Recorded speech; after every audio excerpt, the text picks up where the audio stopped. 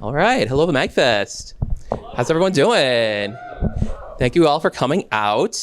For those of you who don't know, you are here to get a primer or a clinic or a crash course in trying to figure out Mahjong, specifically the Riichi Mahjong variant.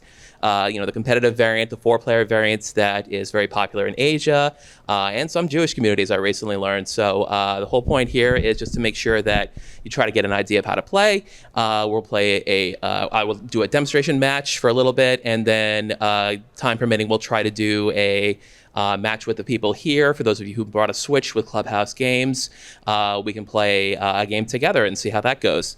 But as for myself, I don't know if anyone knows who I am, but first I have to figure out how to work this. There. Oh, the sound didn't go. Oh, that's right, because I have it turned down. That's okay. But I am Sarek Z, or Sarek Z, depending on the day of the week. I am known mostly, I suppose, for writing strategy guides on GameFAQs. I've been doing it for about 20 years now. And among other things, I also do the Like a Dragon series. I've done guides for just about every game in that series. So just about, not quite all of them, but regardless, that is what I've been doing for a long time. And, one of the things I've often found is that people tend to have difficulty figuring out Mahjong. I made a video about it, and I decided it might be fun to just do an actual panel about it too. So that's what we're going to do today. So, yes, Mahjong, yes. A lot of people come to me and are like, Mahjong is awful. I hate it. I can't get into it. It's my bane of my existence. It's the one thing I have left to complete on my completion list. And it is actually a fun game. I do want to stress that, this is all very entry level. No masters are going to be coming out of this panel. We're just looking to have fun with this. Like I've been saying, some popular games have Mahjong minigames, and some of them do not teach you well. Here's a couple of examples you might be familiar with. There's this example, and there's this example. So, for those of you who are here because you play Final Fantasy XIV, I have all the respect in the world for you. I don't personally play it myself, but I know the game, the Domon Mahjong game exists, and I know a lot of people having fun with that. But a lot of the in-jokes you'll be seeing here are Yakuza related, or rather they are Like a Dragon related, because that is the rebranding of the series as of just very recently. So, getting started, one of the first things that people tend to need to get around is all the different types of Mahjong tiles that exist.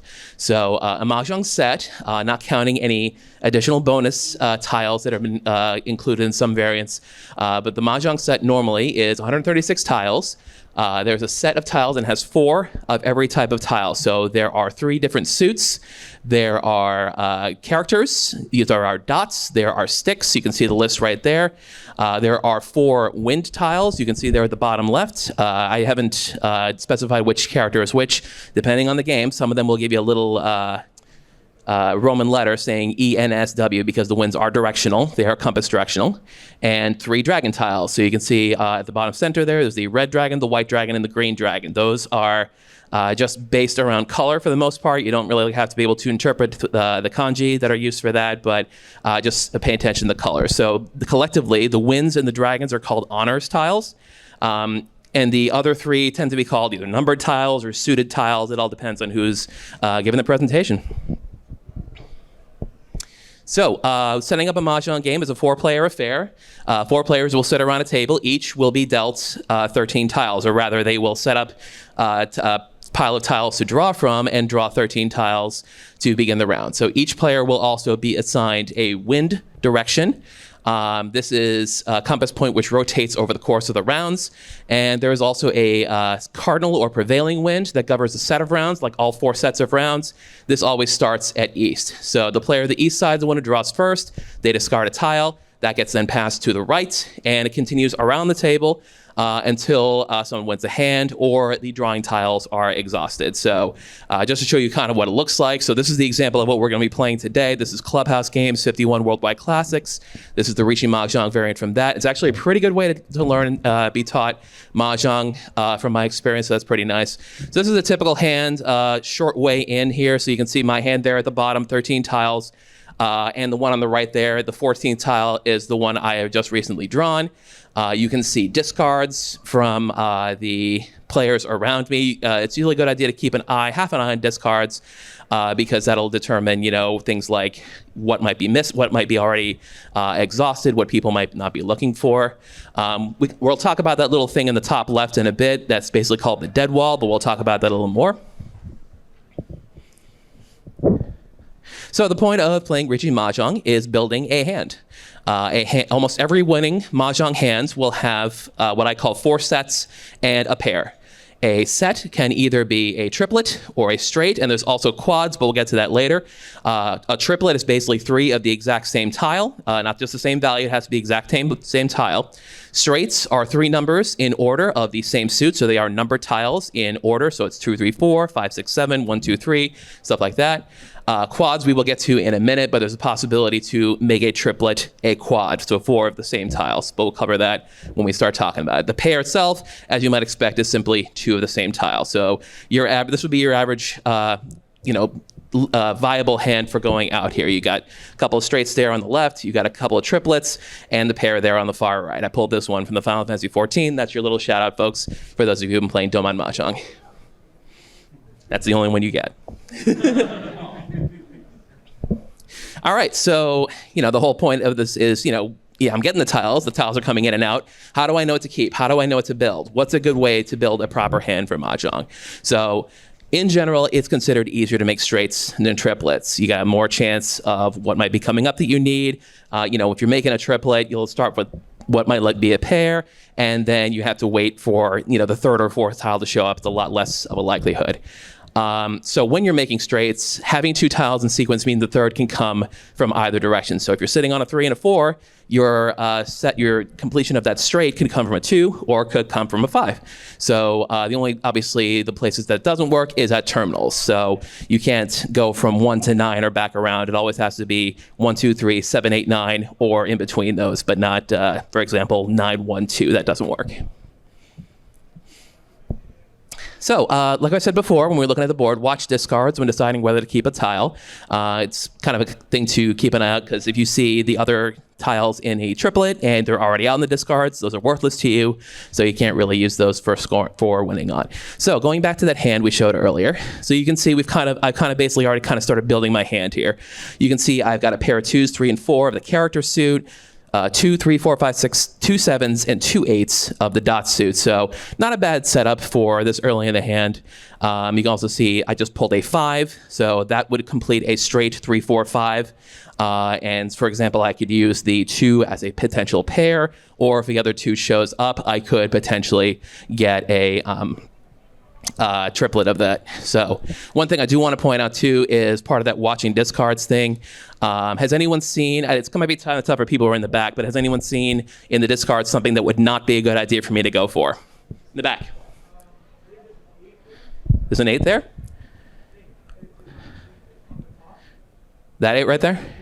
That's a good one. That's exactly what I was thinking of. So yeah, that's the idea. So looking at that 8 there at the top of the far player, it's like I probably shouldn't go for a triplet of 8s, because the 8, there's only 1 left in the entire deck, and who knows where it might be. It could be at the end of the pile, it could be in somebody else's hand, could be anywhere. So I probably wouldn't be going for a triplet of 8s in this hand, for example.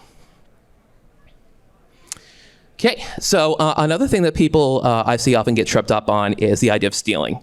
The idea of when someone lays down a discard, claiming the tile for yourself and adding it to your hands. This can be a strategy in certain types of play, but it is risky. So basically, it's taking an opponent's discard, adding it to your hand, and then discarding, and play will then continue to your right. There are 3 types of steals. There is pawn, which is stealing to make a triplet. That can be taken from any player. So if someone lays down their 3rd tile in a triplet, you can take that. There is chi, which is stealing a tile to make a straight. That can only be taken from the player to your left. So that'd be the player who just went. They're the only one you can discard to make a straight. And there's con, and this is where we talk about quads. So stealing a tile to make a quad of 4 of the same tile. So when you make a quad, that is basically considered a set. That is basically considered 3 tiles when you think about it, even though it's technically 4. It's 1 set because you need to make 4 sets in a pair. So what happens is once you make a quad, you have to draw an extra tile for your hand. You'll end up having 15 tiles in your hand because that will be required to have the 4 sets in a pair. One element of Kan is flipping a Dora indicator on the dead wall. We will get to Dora in a minute, but that's one thing that Kan has to deal with. One important thing, too, about Kan, it can be declared even if you don't steal. So the risk of stealing is that, is that my next thing here? Yes. So what happens when you steal a tile is it makes what's called an open hand. That means, obviously, players can see part of your tile so that your hand is now open and is no longer closed.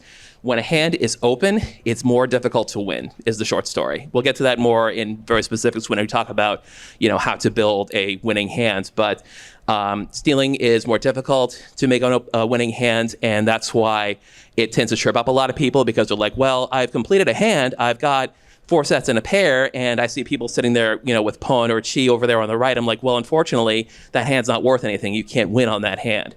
So let's get into the concept of what is a yaku. Now, a yaku is basically the idea of, in addition to having a 4 set in a pair hand, your hand must also satisfy at least 1 yaku for you to be able to win that round. It's basically a scoring element. It's basically like when you consider poker, you consider like you have to have at least a pair for a valid hand. You have to have at least a 3 of a kind or a straight. In the case of Mahjong, you have to have certain scoring elements to be able to go out on. And the more you have, the more you end up getting a higher score when you win. So for those of you who, make like a big fancy hand with a lot of different type of yaku, you'll get more points compared to the simpler ones. So each yaku represents what's called a certain number of han. Han is basically kind of like a certain type of, it's basically a type of points.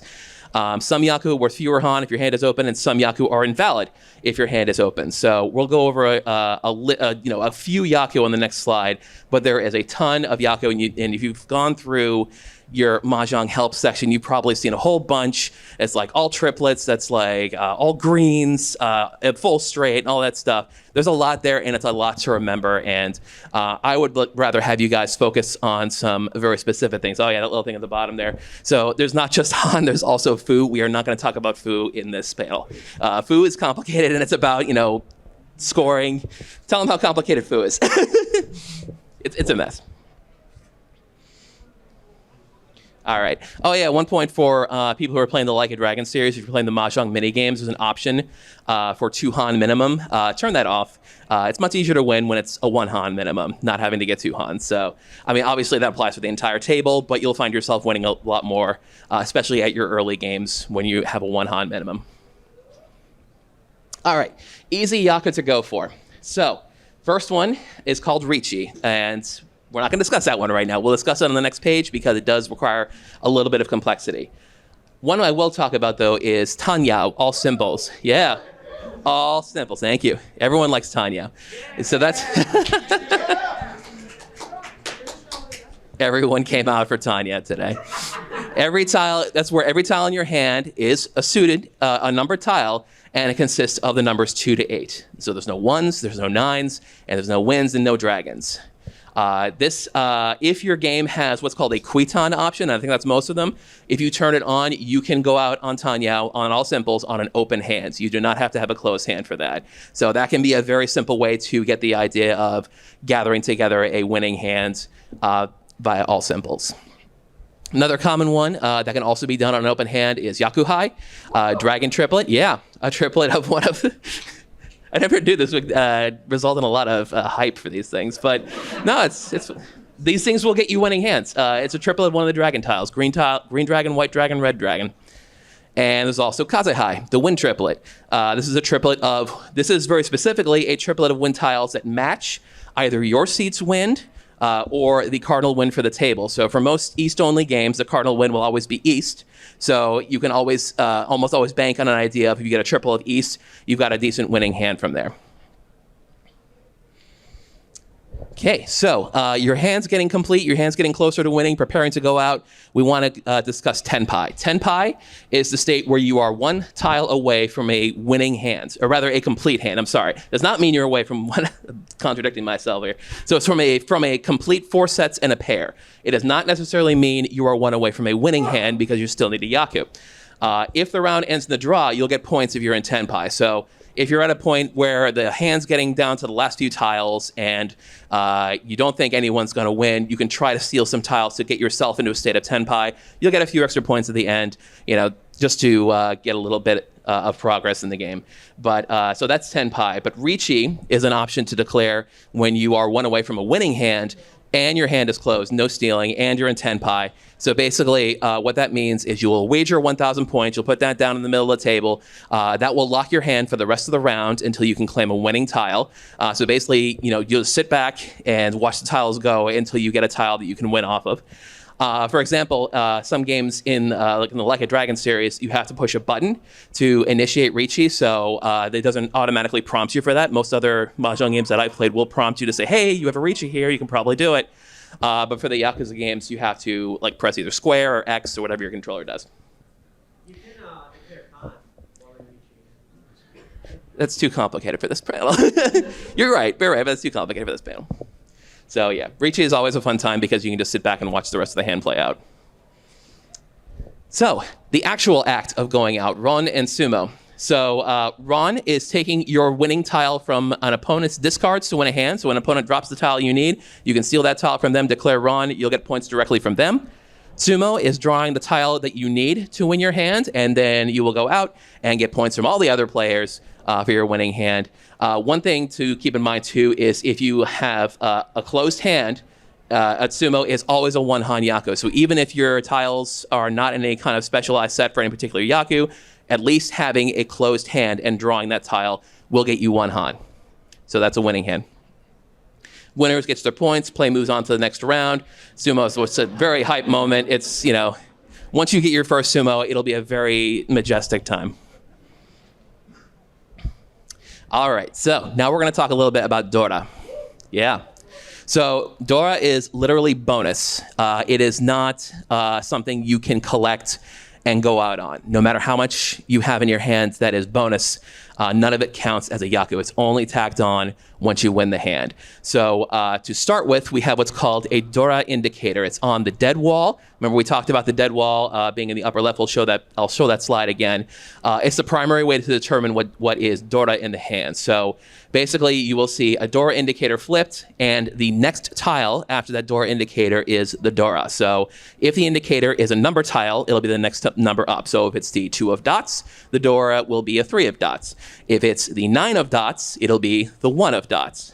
So if the indicator is a wind, then it's the next wind clockwise, northeast, southwest. If the indicator is a dragon, it's the next dragon in a sequence. It's the alphabetical sequence: green, white, red, green, white, red. So if the... Did I say that wrong? I typed it right, but I said it wrong. But I typed it right. So yes, green, red, white. So if the Dora indicator is a red dragon, then white dragon's a Dora. Thank you for keeping me honest over there, by the way. Anyway, so any tiles in a winning hand that are Dora are worth 1 han each. It's a good way to rack up a lot of extra points. So now we're back to our hand here. So can anyone tell me what the Dora indicator on this table is? So 1 of dots there. So what tile is Dora in this hand? It's very nice that Clubhouse Games just golds them up for you. I know that Final Fantasy XIV does this as well. Like a Dragon does not do this. I love Like a Dragon. It's my favorite series ever. Its Mahjong teaching skills are awful. It needs to be better. But that's just me. Okay, so a couple more notes on Dora. Yeah. So there's what's called Ura Dora. So one thing to keep an eye on, if you declare Riichi and you win, then there is another tile under the flipped Dora indicator tile. So if you win on Riichi, then the tile beneath that Dora indicator, the one that's flipped over that you can't even see, is also a Dora indicator. So that's basically kind of doubles your chances for Dora. Con Dora, so like I said before, if a quad gets declared, another tile on the dead wall is flipped. Now that we're coming back to that part. So when the dead wall tile is flipped, that is also an additional Dora indicator. Ura Dora and Con Dora can be combined too. So if you've got 2 Dora tiles and the dead wall flipped, and you go out on Riichi, that's 4 total Dora indicators that can lead to a big bucks, basically. Red Dora is kind of an optional thing, but as far as I know, most everyone I play with uses Red Dora. Basically, there are a certain number of 5 tiles that are colored red, and those are just straight up 1 han of Dora if you have it in your winning hand. Very handy. Okay, so one other thing I want to talk about before we basically wrap up the talking portion of this is Furiten. Furiten is something that trips up a lot of people as well. It's basically a case where you can only win on a sumo, not on a ron. There are a bunch of ways to actually be in Furiten, but the most common way is to have a tile in your discards that matches the tile you need to win. So if you have a 2 of dots in your discards and your hand came together, it's like, oh no, I need a 2 of dots to win. You're in Furiten and you cannot win by stealing that tile in a discard, so you cannot win on a ron. Less common way to do this is to be in Riichi and refuse a ron given the option. I did this in my Mahjong video. A bunch of people pointed out to me on my YouTube video for doing Mahjong. It's like, hey, dummy, you should have gone out because otherwise you're in Furiten. But oh well, it happens. So yeah, just kind of keep an eye on that. Try to watch your own discards to see what you need to make sure that you're not packing up a Furiten in your pocket there. Okay, just really quick notes on a couple of special hands too. These are the ones that are not 4 sets in a pair. 7 pairs, quite simply, yes. Everyone came out for 7 pairs today. It's just 7 pairs of tiles because you have 13, you draw the 14th. So that's 7 pairs. Not too hard to get, but obviously you can't steal. You can't steal to make a pair. So it's just about doing it the hard way, basically. And yes, the legendary. The legendary 13 orphans. It requires 1 each of every honor, so that's the 7 honors, and all numbered terminals. So that's 3 9s, 3 1s, all of different suits, the 7 honors, and then 1 more tile to make a pair, essentially. That will be your 13 orphans. Very hard hand to get, but it does feel really good, and it's worth a boatload of points. It's what's called a yakuman, which is essentially the scoring limit. You basically get the most points you possibly can. All right, so hands over. What happens next? The winds rotate. The winds rotate along the, forget if it's clockwise or counterclockwise in space and right now. But if the winner is east, is a dealer, they do not rotate the winds. They instead win 1.5 times their score and enter a streak where the winds don't rotate. Also, the winds will not rotate if a hand ends in a draw and the dealer is in Tenpai. They can keep the wins on themselves and then allow to go on to the next hand from there. So once the winds have rotated 4 times in your average East-only game that you're playing, the game will then be over.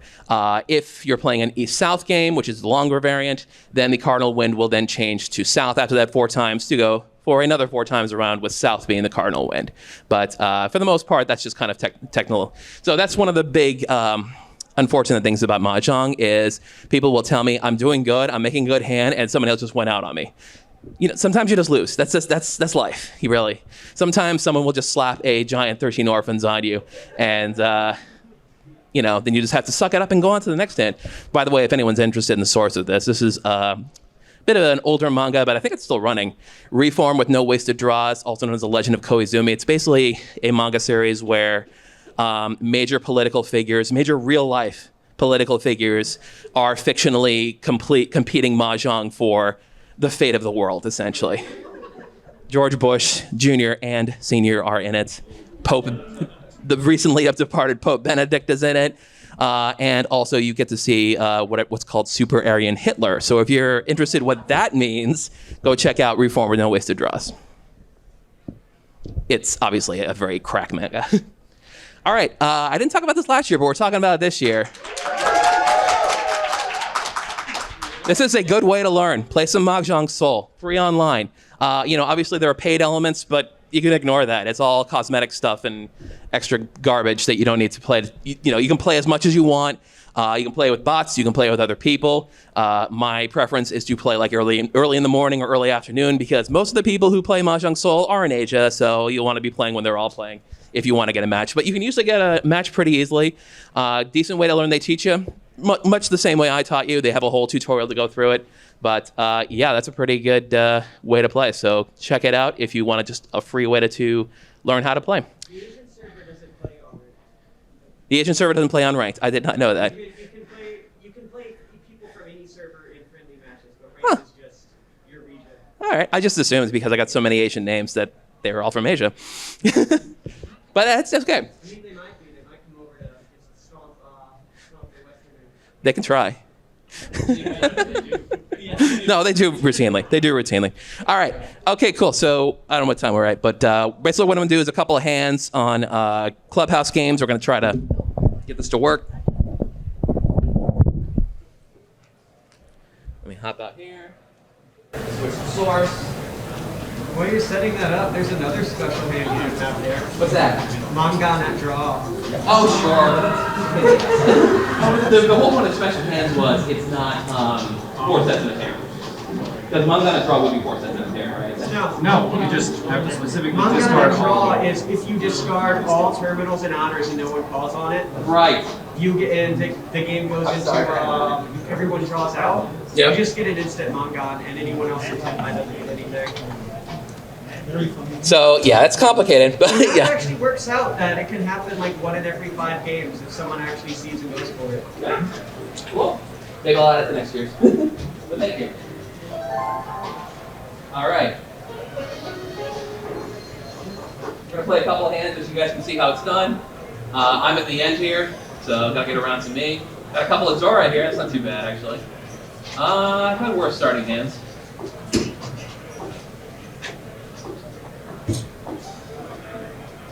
There we go. No, that's nothing. I don't want that.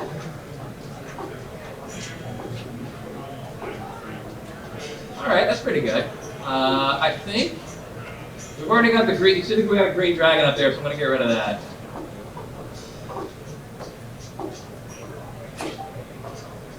All right. I guess my better judgment probably will keep the 6 just in case.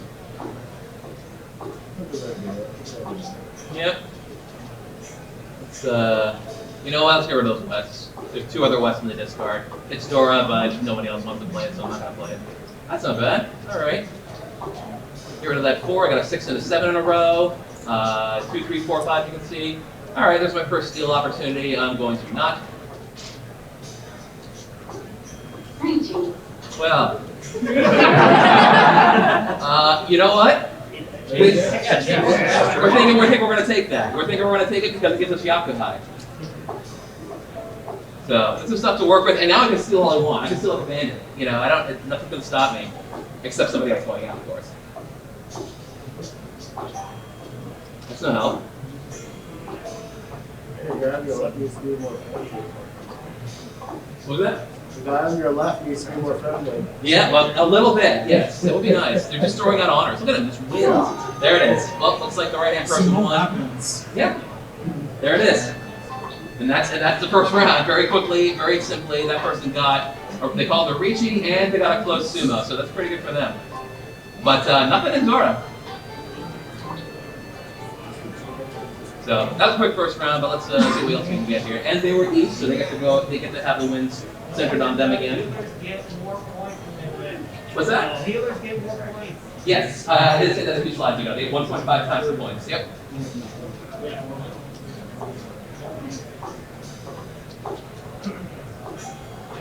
We got here. You'll all tell me if I do something stupid, right? Yeah. Thanks. Make sure you tell me after I do it. It's really funny.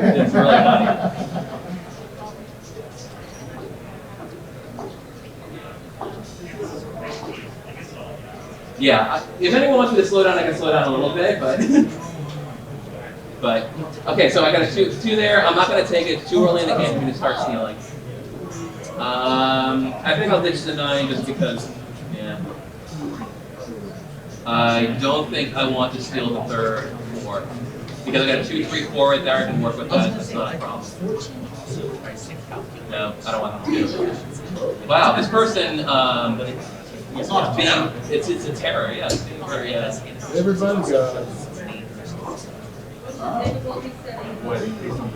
Based on discards and also like. hello.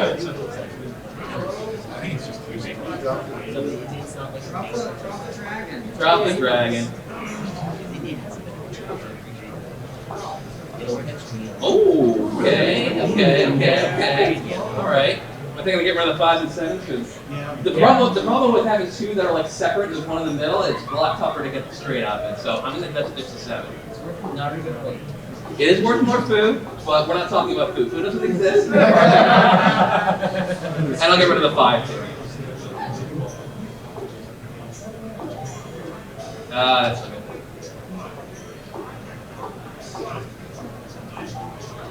Okay. Okay. We gave it now. We'll give her that 6.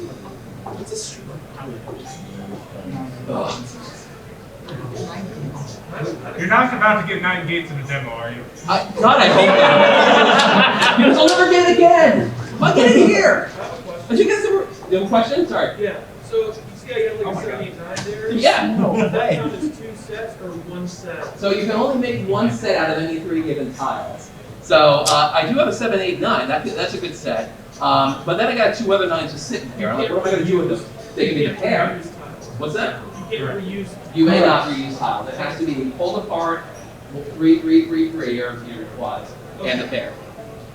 Yep, you cannot double up on it. So I'm going to get rid of the 2. Split kind of as a 7, 8, 9, and then the 2 and your pair being 9, 9. Right. Oh, true. Yep. It's kind of really the only like double use. Still useful, but not. Yeah. Hello. All right, we're gonna go for it. So what do I need? I need a 4 or a 6 or a 9. See, one of the reasons I was doing that with the 3 9 through 78, you get options. You get options to play with regards to the Riichi. So let's roll it and see what I get. Not a lot of tiles left. I could go to a draw, but and that. What happened? So. Great point. What do we got for time? We don't have time. Oh, we got a whole half an hour. So, anyone ready to play? Yeah. All right, if you all ready to play, I will say goodbye to that guy, and we will instead do a local game where you guys will have the advantage because you can see my tiles. It'd be nice if you were honorable about it, but I'm not going to stop you. So, anyone who wants to play, I'm making a lobby right now. Pull out your switch, pull out your clubhouse game. Pull. Well, thanks to you guys. Thanks for coming. Looks like we're on land. Let's go. Rolling. This is why doing a physical game in here is probably not the best idea because I want everyone to see what's going on. But it could be a better idea. Yeah. We can just set up right there. Hey, do you care if we set up right there to play an actual You game? may go set up right there if you want to play right now. It's not right. You got half an hour left. You get it done first. Oh no, I heard a lot.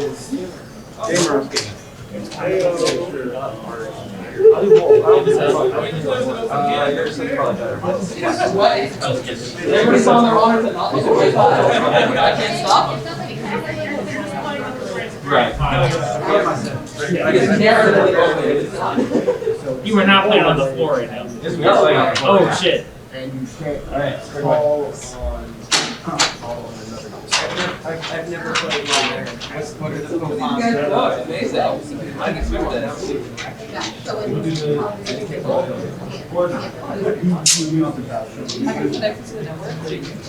You do not. Local play is you have to be able to get it literal wires. Oh, It's just a lot. which is usually the hard part. Do you play? Yeah.